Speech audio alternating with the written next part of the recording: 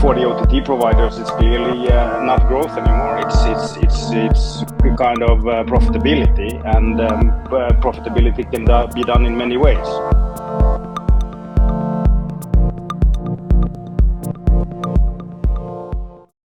Hi everybody, for today's episode of Retention Zone, the podcast that focuses on subscription retention and monetizing as video streaming, we have Joachim Bergman. Joachim has been in the industry for a long time, and I think he has been a witness and an actor of the transformation in our industry. Hi Joachim. Hi Carlo. It's a pleasure to be here and talk to you today. Maybe briefly a little bit about my background. Where say you've been part of this industry. I mean, I've been a part of sort of the telecom and media industry since '98. Telco solutions. I mean, part of deploying the second IPTV solution in Europe at the time. And then continuing on the telco side for Ericsson. And then I was the chief operating officer for NB Media. Later, I started working for Amino, so I also got the device business, the set-top box business, but also then through acquisition ran 24i as a CEO, and then also got sort of the front-end part, including also video platform, CDN, the works, everything. So I think I've been full circle, both telco, broadcast, production, media, how media flows through the whole chain, of being sort of classical broadcast to, let's say, the streaming part.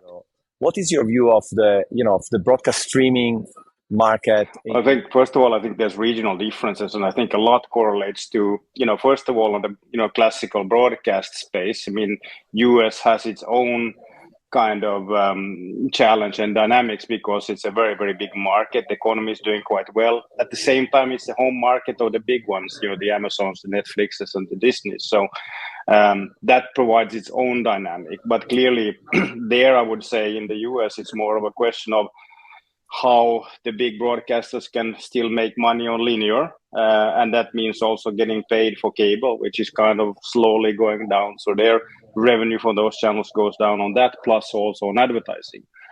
Now, for the OTT providers, it's clearly not growth anymore. It's kind of profitability, and profitability can be done in many ways. Spend less on sales and marketing, of course, raise prices, but of course retain your subscribers. So I think all of that kind of is the US, whereas I would say in Europe, smaller markets and also history of having quite strong free-to-air broadcast market. It is a challenging market. I think it's largely due to the fact that you have a lot of providers out there. CPMs on normal classical TV is quite low, meaning that also the CPMs for classicals, let's say video advertising for AVOD is also quite low, meaning that now when the new promise is fast, which essentially is normal television streamed, the promise is that would be the new holy grail for AVOD and monetization of, let's say, long-form content. I don't see that being like the next sort of opportunity which is going to turn the tide for the media companies, specifically in Europe. I think that you need to find different ways of monetizing your content and other forms of innovation in order to drive, let's say, an AVOD model. Now, the big question in Europe is more how you mix. More you go towards AVOD and pay, like mini pay, sort of like a hybrid AVOD model, if you will, something that Netflix and Disney is doing. At the same time, they're not that local. So I think for the local media, big media companies, their opportunity is that they can combine that. They can provide a much better media targeting with local knowledge of the market, and therefore be able to perhaps do a better monetization of their content, which is local, with also local, mainly local brands being advertised.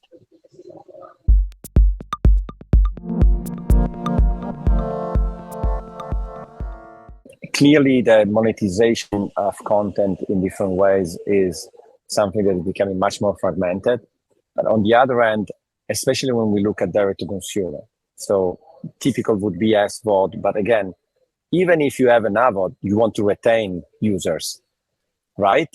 True. And especially if you're Of course hybrid, the hybrid normally is built in a way that you try to make people enter from a door that is very easy to enter, and then you try to grow them and upsell to them the higher. I was at the presentation of ITVX last year at DTG, and it was exactly like that. Let me comment on that. I think it's exactly what I mean with the hybrid HVOD, if you would call it like that. You start with an AVOD model, you get people in, you get them to register, and then you try to get them to consume more behind some kind of paywall. And I think that recipe is not really set, and therefore I think you need to have tooling, meaning platforms and tools and analytics to be able to see how you should play around with that service in order to A, keep them, and B, also upsell and drive the ARPU and increase the sort of the lifetime value of the customer. One easy question to ask is, why do people churn?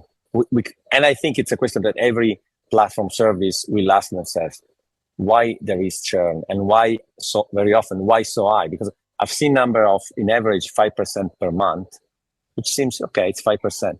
It's compound is less than 60%, but it's more than half. It means more than half of your users are gone at the end of the year. So it's huge.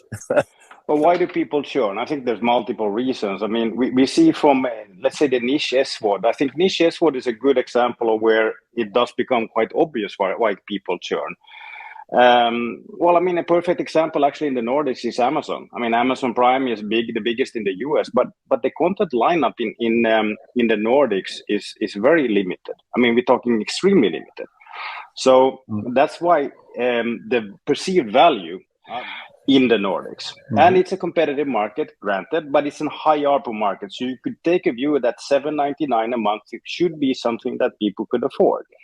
But the combination with Amazon, the fact that they don't have local, let's say, next day business delivery, that kind of dilutes the value. So I think it comes down to content lineup and perceived value, right? So I think it's like, how much content do you have? Plus, what is the perceived value of that specific price point in the market? Because of course it depends on the market. I think those are the two things. Then I think Netflix and many of the big platforms have it's table stakes. I mean, it just needs to work. So I think that, if that it doesn't work, then in a way, content is a bit secondary, right? So, but on sports, on the other hand, I think does work and doesn't work. You can take the NFL, which we know and love, is quite an interesting case, because already in this season, again, Amazon at least, there was reported a lot of problems on the Thursday games that they have, and they are extremely big, right? So streaming sports at scale is not the same as providing an SVOD service because of the load of the networks, etc. So I think that challenge of always working is perhaps different between live sports and SVOD. I think obviously understanding why consumer churn or stay is crucial. On the other hand, if you're a platform, what are the strategy, the best practices? Because clearly it's not enough to know that, okay, they will churn because of this and that, but you're basically in a live situation every day, and you need to have data, but you need to be able to take action, which is a mix, I think, of best practices, strategies, best practices, and tools. True. And I think that's the beauty of having a digital service. Like, you'll be able to see, how is the quality of service. You can see, at least if you have advanced tooling, why you have problems, and you can do something about it. And also, both from an advertising model, but also from a subscription point of view, you can also have tooling and analytics to see impacts of the advertising, and then also impacts of what the subscribers are using, and also why they're churning.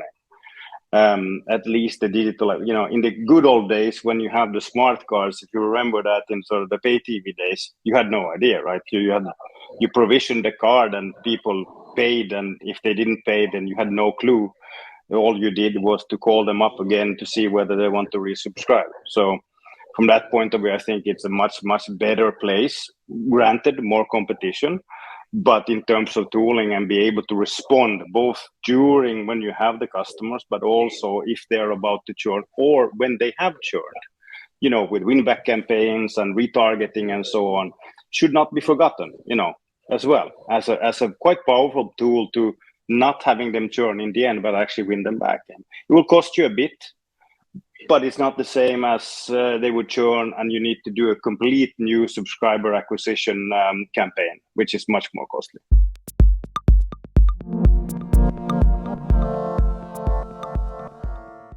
As now we have this direct relationship with customer, I was thinking even customer service can be part of, managing churn. And basically the question is customer service part of retention zone?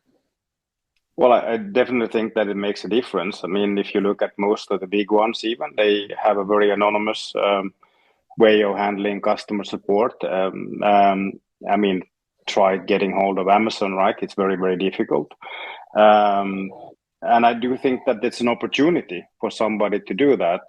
I think some telecom operators do a good job. It might be good to look at them for some inspiration also in the D2C world. And perhaps, also with big events, when you have that, I mean, it's not everybody who can stand up a service when there's big sporting events that then take massive amounts of potential questions on this and that, because even if you have the most intuitive user experience, then people are generally lazy and they generally are frustrated. So they contact or want to contact somebody. And when you do that, it could either be a horrible experience because they don't know how to and you don't get a response, or it could be very positive because you get immediate response and you get answers to your questions. And I think that's where it does provide a big sort of impact to being a net promoter, if you will. Like the NPS would be positive on that basis. And I know that, there's a saying to say that somebody who is disappointed tells 10 friends that it is bad, right? So customer service immediately meant people. I think now I've seen multiple examples of platforms that can support with AI. You can really improve a lot, both the content and the way you basically onboard people on the customer service. So that, because again, I think very often you're asking people to pay for your content, basically. So you really need to make it super easy, very clear. One in sport is when you have seasons, like you mentioned NFL, but others. How does it work? Do I need to pay every month? You have a season as a subscription. Can I pay maybe in 3-4 times? What happens when the season is over? What content will be available? So I think that this part of communicating exactly what they're buying, and the fact that then when they buy everything is super frictionless and clear, I think it's important. And I was at the IBC with, I saw a panel where someone said there is no chief retention officer. Because in the end, it's not only one role. No, you need the right content, the right people, the customer service, the tools, everything else. So it's kind of I think in generally, I mean, B2B is of course different as such, but I mean, if you think of a D2C provider, you need to have working tech, you need to have the right customer service and you need to have appealing content, right? So all of that works together. I mean, without that, and then you need to have a switched on sales and marketing department that doesn't overprice or underprice. Perhaps you can get away with underpricing for a while, but then you're not making any money, so you can but the point is that it is teamwork as such, and I think there are various ways in how you can incentivize your organization to keep your subscribers, right? So the customer service is great response times. You solve the queries, upfront in the first connection, when there's first contact. I mean, for instance, and for the marketing people to make sure that there's good inflow to the customers, but also to make sure that the sign up and the payments are what they need to be for the local market, but also that it actually goes through. And then for the CFO to make sure that you also keep on collecting, that if people have the wrong cards, etc., or they have expired cards or so on, that there's ways of actually being able to make sure that you actually get them to stay by updating cards, etc. So I think there's a lot of things that you can have for each department to kind of optimize that whole flow. Do you think companies should have a chief retention officer?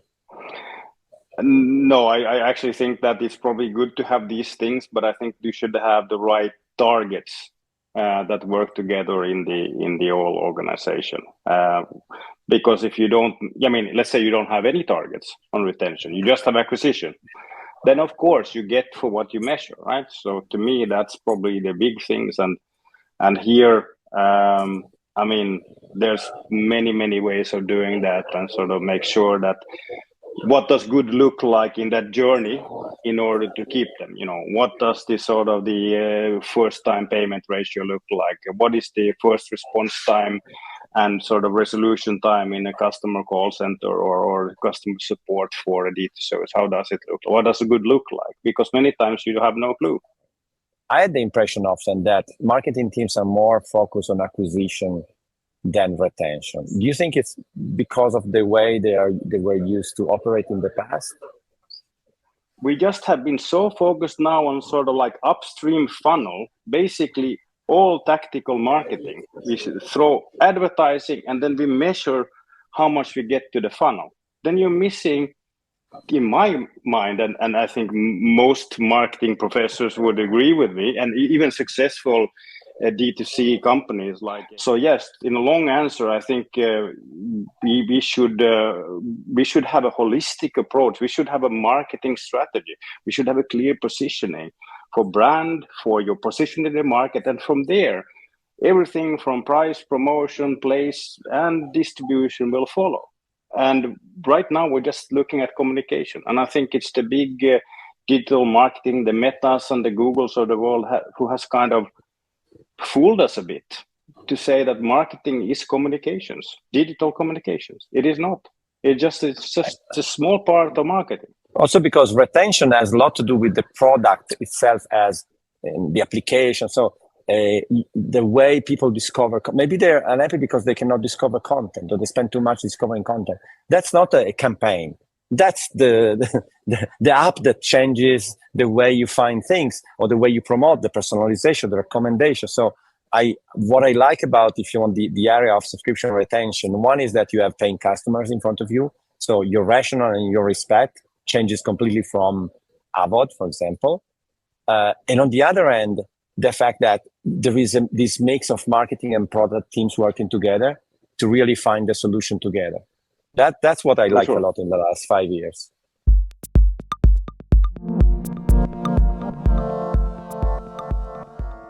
Joachim, honestly, because I know you're authentic, what do you think about this initiative, Retention Zone? I think it's a great initiative, and it's also very timely. The industry has been very only focused on growth and subscriber growth, not even so much talk about ARPU. So this is extremely timely for us to talk about this and also share best practices and tips about how you should really also be able to keep and actually make money out of your, let's say, your subscription business.